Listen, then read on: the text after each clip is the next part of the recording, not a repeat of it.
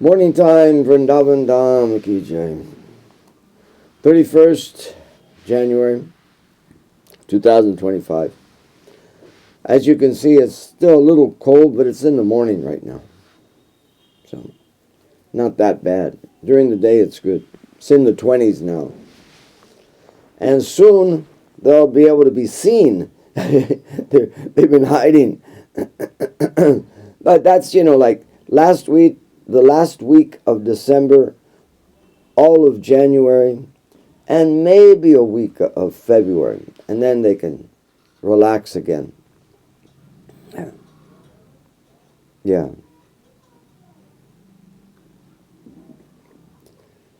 During the festival of Bhaktivedanta Narayan Maharaj's 104th, 104th birthday, 104th birthday, Amavasya, appearance in Amavasya.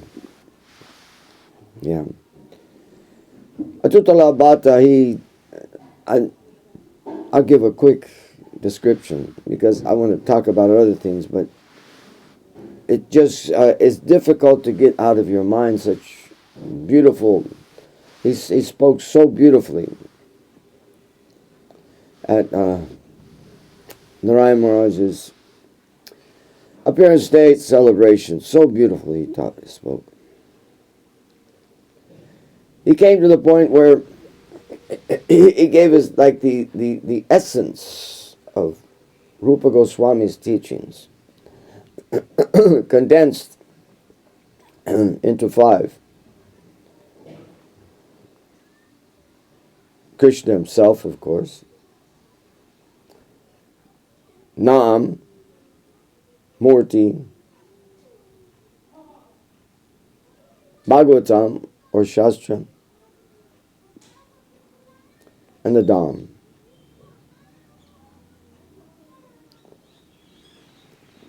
And the point is that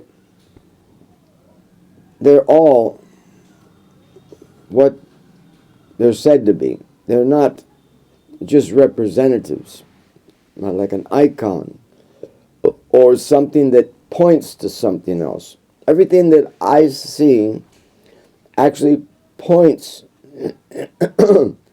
Everything that I see, it points to the existence that it has in the eternal realm. Nothing can exist without fundamentally being a reflection of what actually does exist. That's how it has that strong feeling that it is existing as I'm seeing it. Okay. You could go so deep with all that. Last night, so much pain. I'm not complaining about the pain because it's supposed to come. I'm 77. And birthday was on the 29th. So I'm not complaining.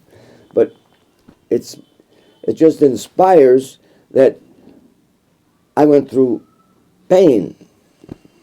And it's if I go through pain, I can actually express some points about that pain. The sciatic nerve that runs down from the hip all the way down the leg, the sciatic nerve, that sciatic nerve is like one of the most important nerves for the leg. And last night, or yesterday, the whole day, it got a little bit too much activated from trying to walk around too much and walk like I'm, young boy, walk around too much. So last night it was pretty painful. And I don't like taking pain reliefs. All they do is block the flow.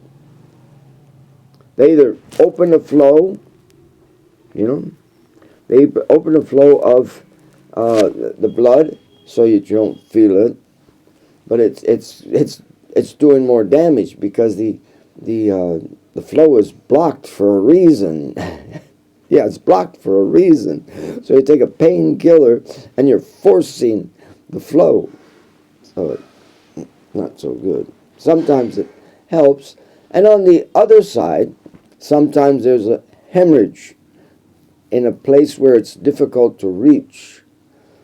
So at that point I can see some logic in using, because what it does, it blocks the flow. Yeah.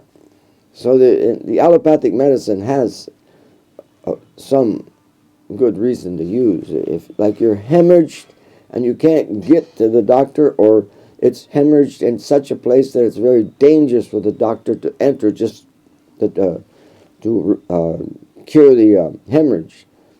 So there is medicine that blocks the flow of blood and allows the space to be, especially when you have a concussion or anything like that. You know, either playing some real heavy-duty sports, or there's many people that get concussions, hemorrhages within the brain. And instead of going in and trying to operate, it's easier just to give the right medicine at the right dose and stop the flow, or slow down the flow. But it slows down the flow in the whole body, so the person has to rest. Okay, now, so my pain is also blockage. But blockage of air. There's so many airs that go through your body. And when the air gets blocked, it gives pain. And of course, the air is, the muscles function on air. So this blockage is felt throughout the whole muscle. So how to reach such a place?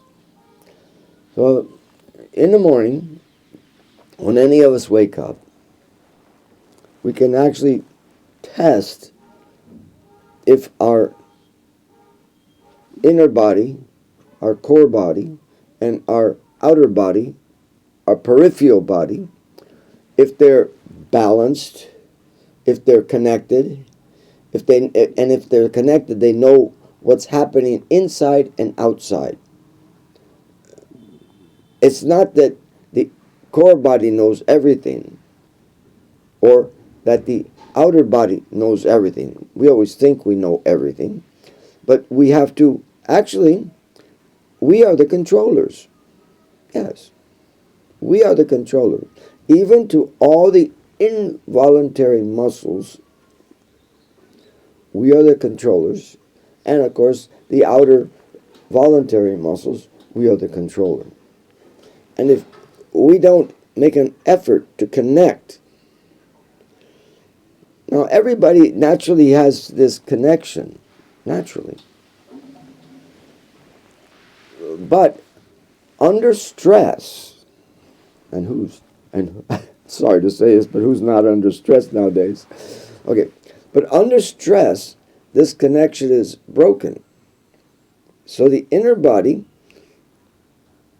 runs on automatic, and then the outer body thinks everything's just great. But when a person all of a sudden says, oh, I want to do something that takes muscles, and it may be running, it may be lifting something too heavy, it may be something like that, where there has to be an extra effort. Well, the inner body doesn't know what you want to do. Has no connection with you. Is not able to detect what's going on.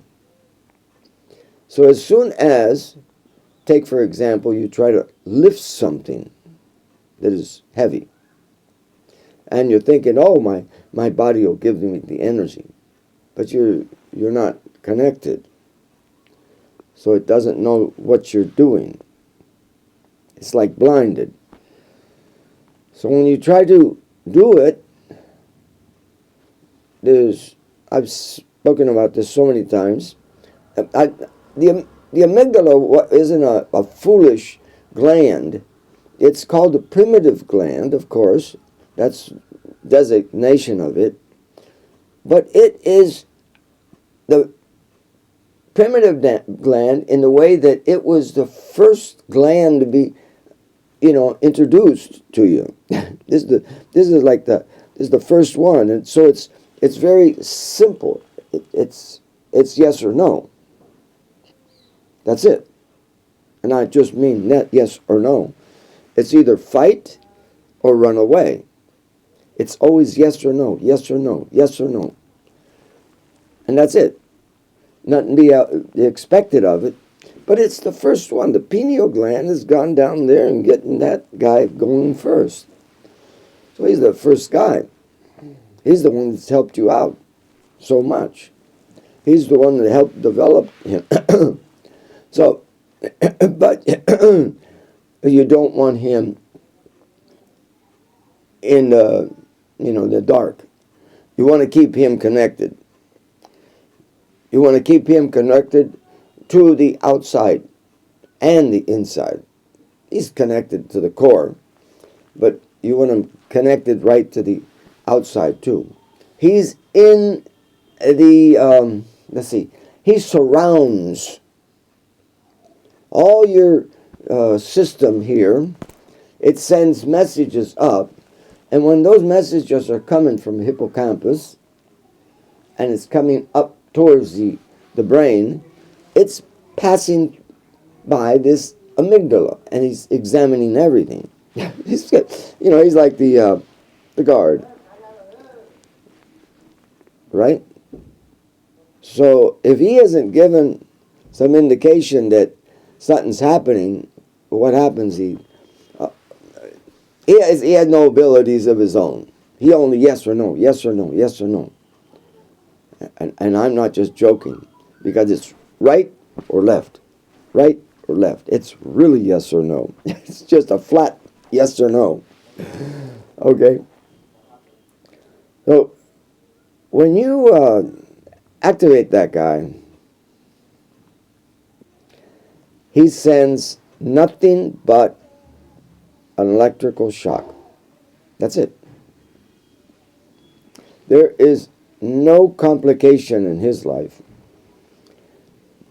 It's just a positive electrical shock or the negative electrical shock. Whereas everything else, all the nerves and everything, they're also in different wavelengths, frequencies, vibrations and everything, but they're detailed. So his electrical shock may go to a muscle, and it may be very strong, and it may help you out to do something, but it stays there. That's the problem. It will stay there.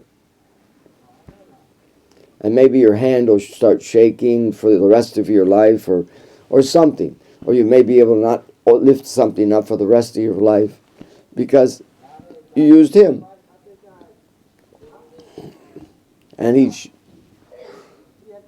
went straight there. He helped you out for the emergency that you're calling for. But then the impression that he left never goes away.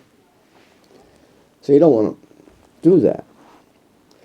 So when I woke up this morning, of course there's pain and everything, but the important part is when you wake up, before you do anything else, you don't even lift your head off your pillow, check and see if your breathing is balanced.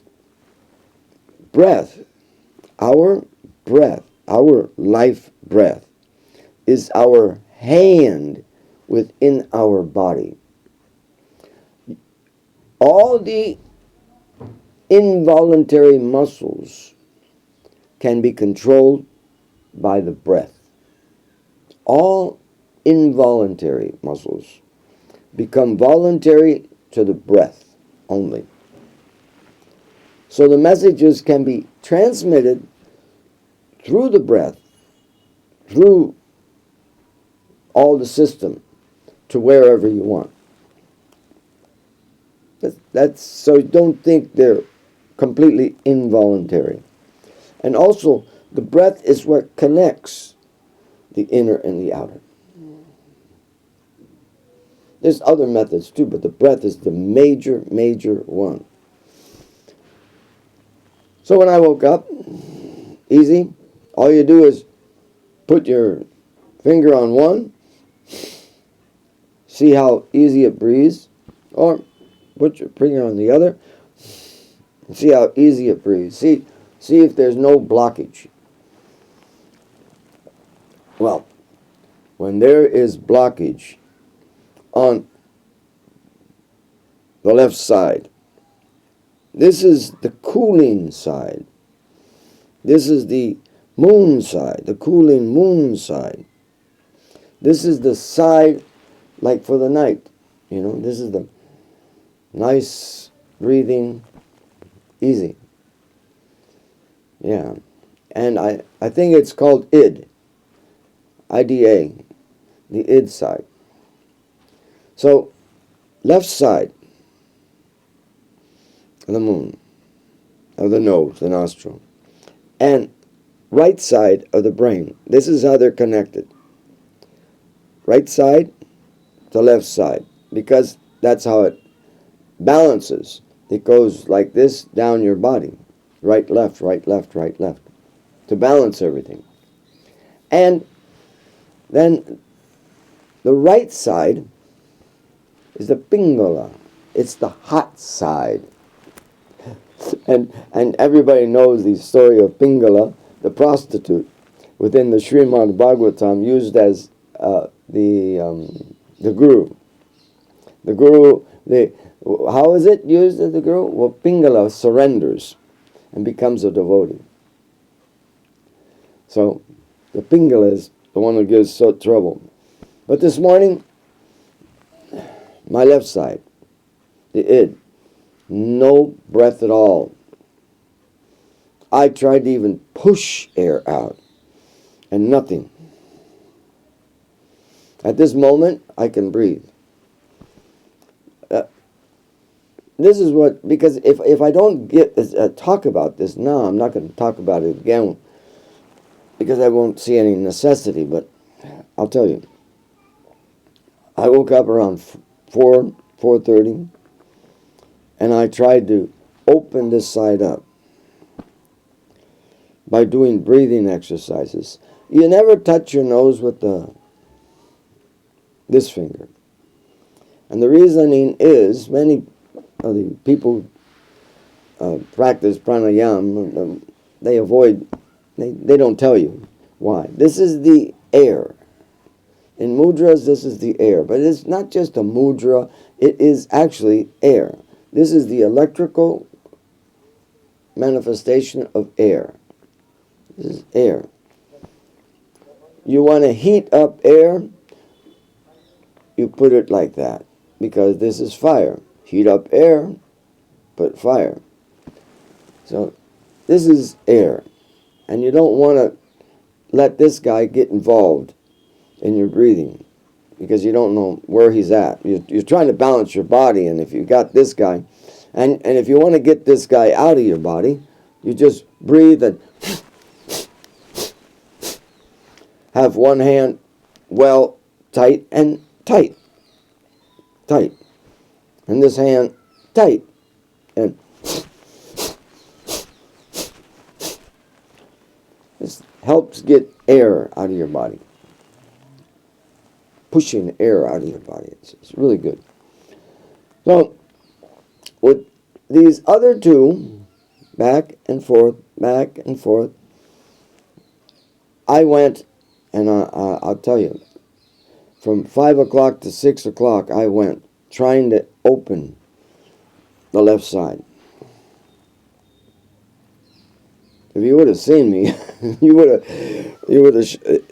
I wouldn't even have to tell you, because I was in pain, and this was showing me that it wasn't going to stop. Now, the pain can be in my body now, but the effect of the cramping of the muscle, and the not allowing air to flow, and the not allowing the muscle to get its quota of blood, that's gone.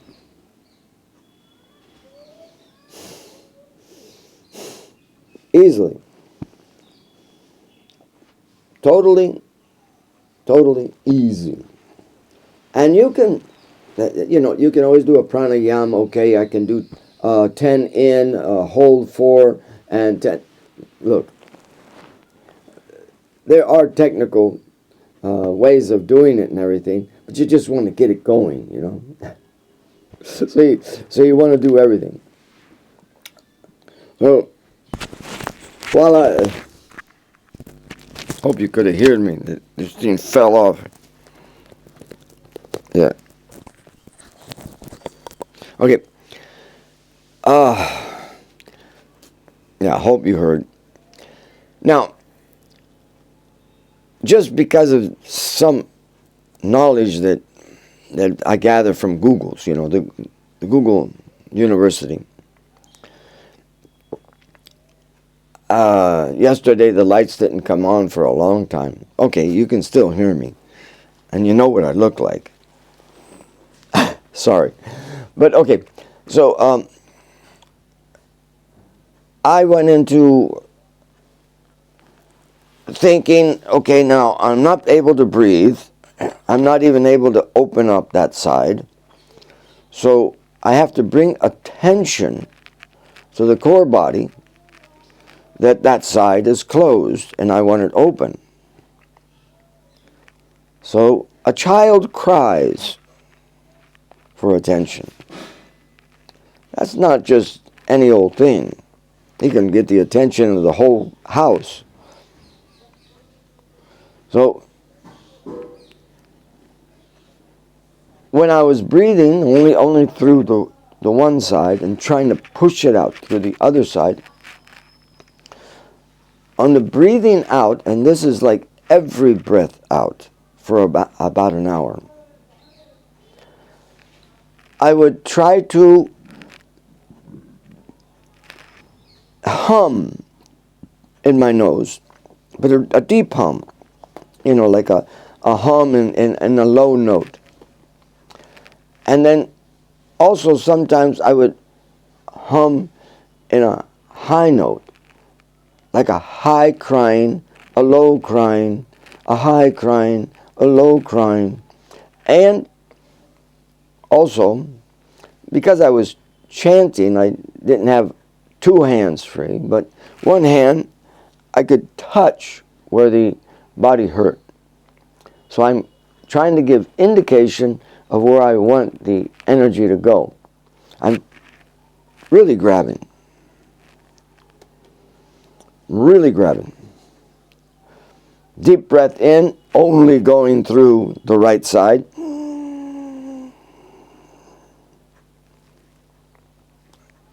Then holding for some time.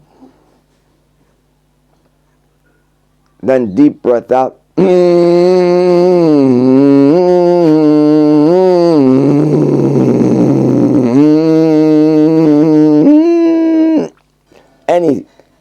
Any frequency. Because each one of those frequencies is touching a different one of the chakras. The chakras, they vibrate in different frequencies. So if I go from a low hum or vibration in my nose to a high hum, and then I'm touching my body, I'm connecting electrically, I'm bringing attention to a certain part of my body, the relief will go there. It may take quite a while. It took 1 hour. After 1 hour of that, and I'm like dovetailing this with my japa. And after 1 hour, so exhausted that I just went back to sleep. And I woke up refreshed. Not totally out of pain, but I could walk out of the house, and I could walk back. So, totally refreshed, I could say.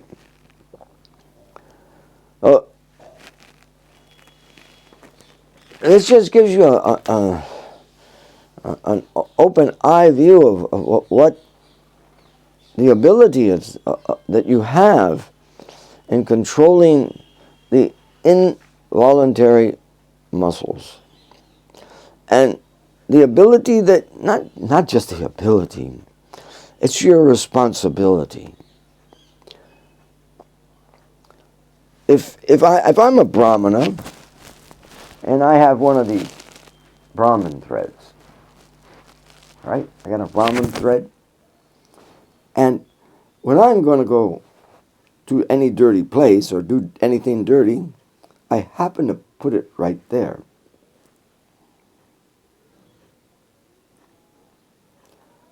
This is connecting the two, the outer and the inner. Just this. This pressure on the ear is connecting your outer vagus nerve. I hope I'm pronouncing that right. Vagus. V-A-G-U-S nerve. The vagus nerve is like a brain. It runs from your navel, that's where mommy came in. It runs from your navel all the way up your body. It is the detector of the outer body. But the detector of the outer body is many times disconnected because the amygdala takes over. And the amygdala is creating anxieties. And of course the atmosphere is creating so many anxieties on us. So what does this do? Well, if you're old like myself and you go to the bathroom, to the toilet, the most opportune time for the soul to go is with the downward air and out. Yeah, here goes the microphone fell out. Okay, so now, you understand? Oh, the downward air can take the soul out easier than anything. We're back. Yeah. So this right here helps the person not go out. This actually tells the downward air, don't take the soul out. Leave him in there. He can go for a while more. How do you like that? Just that. So if that brings so much importance and intention, so much intention, there must be something to it, or am I just doing something for fanaticism or something like that, or it's been done? No. This actually is the Brahman thread that was tied. The Purusha, when it first came into this existence in this material world, he was tied. Where was the only rope? The only rope that existed was this. It was around him. So all they did was take his own Brahman thread and they tied the Purusha to the post. Yeah, that's the description. And the Purusha shook them. They tied the Purusha to the post. So it's a very ancient thing, not something invented. Very, very ancient. Matter of fact, it came in when the universe was being created. Okay, so now, this shows the importance of this right here. Any movement of this, any movement, you can get into details, but any movement is awakening the vagus nerve and strengthening the vagus nerve and bringing you in more contact with this vagus nerve, which you want this vagus nerve to take everything that I'm seeing, everything that I'm smelling, everything that I'm tasting, everything that I'm thinking. You want it to take it to the inside. But if you don't physically connect it, it's not connected all the way. It's never disconnected completely, but it's not connected all the way. It's not balanced, especially if you're in pain, especially if you're in shock, especially so many times. It's disconnected. And there's many, many videos about the vagus nerve and how to connect it and how to bring it back into control. Because it's your controlling nerve. It's a nerve that you can pass your emotions to. It's a nerve that you can almost talk to if you get right down to it. So that's what I did. I connected. And also Radharani's earring, her round earring that clips here and here, the upper and lower part of the ear, that is the big stimulator of Ras for Krishna. Just seeing that. Now, I'm not Radharani, but this shows how important this is, this ear, and me to be connected with it, and me to bring it, into focus. So Krishna is seeing, oh, she is totally connected. And whatever she sees, oh, she'll just see so much beauty in it. And I can connect with her because she's not inward. She's outward. She wears these earrings and her emotions are outward. Seeking, searching for Krishna. So when Krishna sees that, says, oh, this is perfect timing.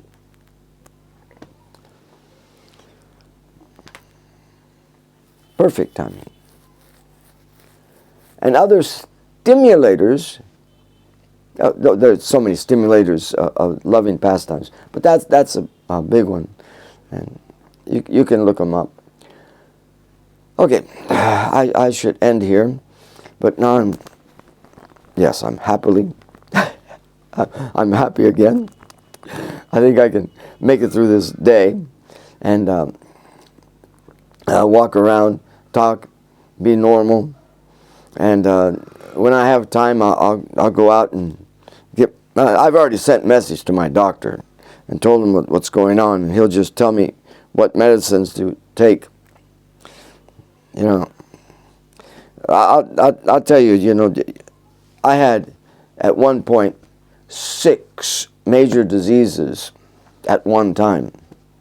Maybe, 4 years ago? I don't know, 3 or 4 years ago during December, which is the worst time. And this body couldn't walk, couldn't do anything, and rolling around in a wheelchair. Yeah, the devotees were taking me around in a wheelchair. And my doctor brought me out of it. And I'm like one of those, I'm foolish, and I don't go for any types of surgical intervention.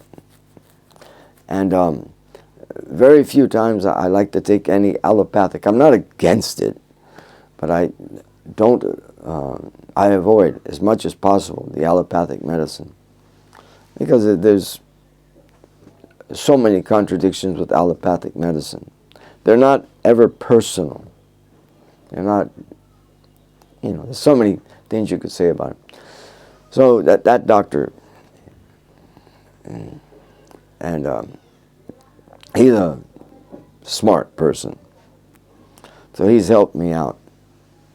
helped me out through many troubles over the years. Since 2017, I've been in contact with him continuously. Okay, so I will leave you. I hope that helps you out. I know you're going to have pain. I know you're going to have pain. I know every day is a trial.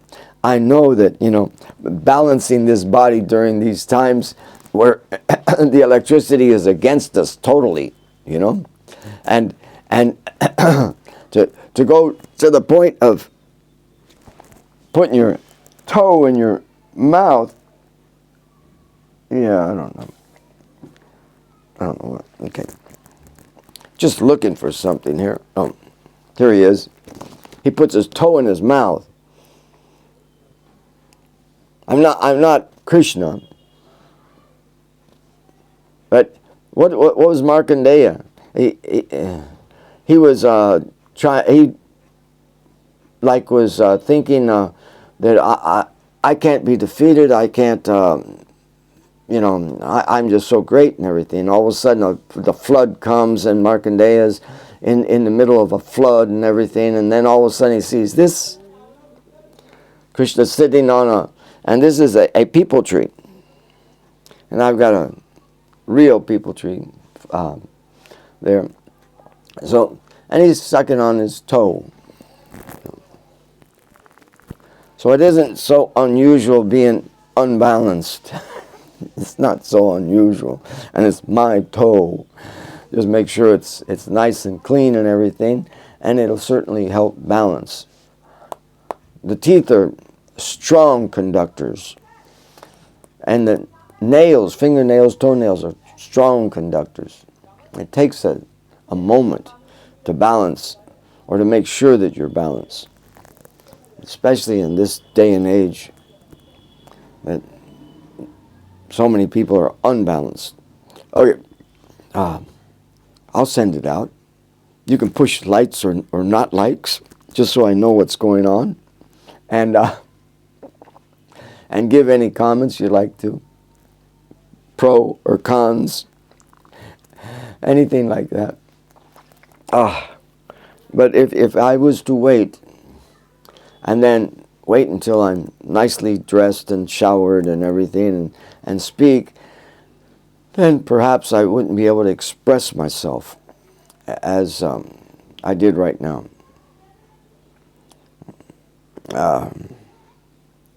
Yeah, Shishi Gorni Tai Ki Jai. Gorni Tai. Yeah. Just I don't think, maybe a week more. Maybe a week more. Yeah. Maybe 1 week more, Prabhupada. Yeah, just maybe 1 week more. Yeah. Oh.